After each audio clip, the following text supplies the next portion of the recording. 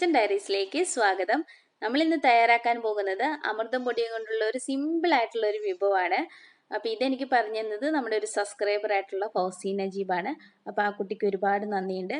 അപ്പോൾ ഞാനൊരു ബൗളിലേക്ക് 1 കപ്പ് അമൃതം പൊടിയാണ് ഇട്ട് കൊടുക്കുന്നത്. പിന്നെ അതിലേക്ക് ഒരു പിടി തേങ്ങയും കൂടി ഇട്ട് കൊടുക്കുന്നുണ്ട്. അപ്പോൾ തേങ്ങയുടെ അളവ് നിങ്ങൾക്ക് കൂട്ടിയോ കുറച്ചോ എടുക്കാവുന്നതാണ്. പിന്നെ അതിലേക്ക് കുറച്ച് ഉപ്പും കൂടി ഇട്ട് കൊടുക്കാം. അപ്പോൾ ഉപ്പിൻ്റെ ഇത് കൂടി പോവരുത്. ഉപ്പ് കൂടി പോയി കഴിഞ്ഞാൽ അവിടെ ഇവിടെയൊക്കെ ആയിട്ട് ഉപ്പ് ചുവയ്ക്കും. അപ്പോൾ ഇനി ഇതെല്ലാം കൂടി നന്നായിട്ടൊന്ന് മിക്സ് ചെയ്യാം. അപ്പോൾ ഇത് വളരെ കാലം കേടുകൂടാതിരിക്കുന്ന ഒരു പലഹാരമാണ്. അപ്പോൾ നമ്മളിങ്ങനെ ഉണ്ടാക്കി വെച്ച് കഴിഞ്ഞാൽ ഒരു ടിന്നിലൊക്കെ ഇട്ടിട്ട് സൂക്ഷിച്ച് വെച്ചാൽ മതിയാകും. അപ്പോൾ നമ്മുടെ ഇതെല്ലാം മിക്സ് ചെയ്തെടുത്തിട്ടുണ്ട്. ഞാനൊരു ചീനച്ചട്ടിയിലേക്ക് കുറച്ച് വെളിച്ചെണ്ണ ഒഴിച്ച് കൊടുക്കുകയാണ്. അപ്പോൾ വെളിച്ചെണ്ണ ചൂടാകുമ്പോഴത്തേനും അതിലേക്ക് ഒരു 1/2 ടീസ്പൂൺ ചെറിയ ജീരകമാണ് ഇട്ട് കൊടുക്കുന്നത്. ചെറിയ ജീരകം ഒന്ന് പൊട്ടി വരുമ്പോഴത്തേനും അതിലേക്ക് ഒരു തണ്ട് കറിവേപ്പിലയും കൂടി ഇട്ട് കൊടുക്കാം. പിന്നെ കറിവേപ്പില ഇപ്പോൾ നന്നായിട്ട് പൊട്ടി വരുമ്പോഴത്തേനും ഞാനതിലേക്ക് ഒരു 6 ഉള്ളിയാണ് അരിഞ്ഞത് ചേർത്ത് കൊടുക്കുന്നത്. ഇനി ആ ഉള്ളിയൊക്കെ നന്നായിട്ട് മൂക്കുന്നിടം വരെ നമുക്ക് നന്നായിട്ടൊന്ന് ഇളക്കി കൊടുക്കാം. അപ്പോൾ അമൃതം പൊടിയുടെ വേറെയും ഞാൻ കുറേ റെസിപ്പീസ് ഇട്ടിട്ടുണ്ടായിരുന്നു. അത് കാണാത്തവരുണ്ടെങ്കിൽ അതും കൂടി ഒന്ന് പോയി കാണണേ. അപ്പോൾ നമ്മുടെ ഉള്ളിയൊക്കെ ഇവിടെ നന്നായി മൂത്ത് വന്നിട്ടുണ്ട്. അപ്പോൾ നമ്മൾ നേരത്തെ മിക്സ് ചെയ്ത് വെച്ചിട്ടുള്ള അമൃതം പൊടിയുടെ കൂട്ട് നമുക്കിതിലേക്ക് ഇട്ട് കൊടുക്കാം.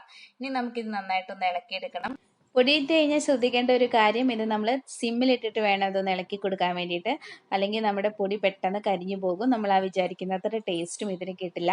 അതുപോലെ തന്നെ ഇതിൽ കട്ട എന്തെങ്കിലും ഉണ്ടെങ്കിൽ നമ്മൾ ഇളക്കുന്ന സ്പൂൺ വെച്ചുകൊണ്ട് തന്നെ അതൊന്ന് പൊടിച്ചു കൊടുക്കാം. ഇതിനു മുന്നേ ഞാൻ അമൃതം പൊടിയും കൊണ്ടുള്ള ഒരു അവലോസ് പൊടി ഞാൻ ഇട്ടിട്ടുണ്ടായിരുന്നു. അതും ഏകദേശം ഈ രീതിയിൽ തന്നെയാണ് ഉണ്ടാക്കുന്നത്. എന്നിരുന്നാലും ടേസ്റ്റ് രണ്ടും വ്യത്യാസമുണ്ട്. ഇതിന് കുഞ്ഞുള്ളിയൊക്കെ ഇട്ടിട്ടുണ്ട്, മറ്റേത് ശരിക്കും അവലോസ് പൊടിയുടെ ടേസ്റ്റ് തന്നെയാണ് ഉള്ളത്.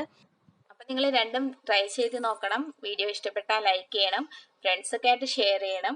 അപ്പോൾ സബ്സ്ക്രൈബ് ചെയ്യാത്തവരുണ്ടെങ്കിൽ ഒന്ന് സബ്സ്ക്രൈബ് ചെയ്യാൻ വേണം കേട്ടോ.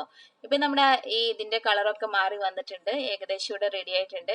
ഞാനിവിടെ തീ ഓഫ് ചെയ്യാണ്. തീ ഓഫ് ചെയ്തതിന് ശേഷവും കുറച്ച് സമയം ഒന്ന് ഇളക്കി കൊടുക്കണം, അല്ലെങ്കിൽ ആ ചൂട് കൊണ്ട് അടിയിലത്തെ ഭാഗം കരിഞ്ഞു പോകും. അപ്പം നമ്മുടെ ടേസ്റ്റി ആയിട്ടുള്ള വിഭവം ഇവിടെ തയ്യാറാണ്. എല്ലാവരും തയ്യാറാക്കി നോക്കുക. കുട്ടികൾക്കും വലിയവർക്കൊക്കെ ഇത് ഇഷ്ടമാകും. ഒത്തിരി നാൾ കേടുകൂടാതെ ഇരിക്കുന്ന ഒരു വിഭവം കൂടിയാണ്. അപ്പം ഇന്നും വൈകുന്നേരങ്ങളിൽ സ്പെഷ്യലായിട്ട് ഉണ്ടാക്കണം എന്നില്ല. നമ്മളിത് ഉണ്ടാക്കി വെച്ച് കഴിഞ്ഞാൽ നമുക്ക് എടുത്ത് ഉപയോഗിക്കാവുന്നതാണ്. അപ്പോൾ അടുത്ത വീഡിയോ ആയിട്ട് വീണ്ടും കാണാം. Thanks for watching. ബൈ.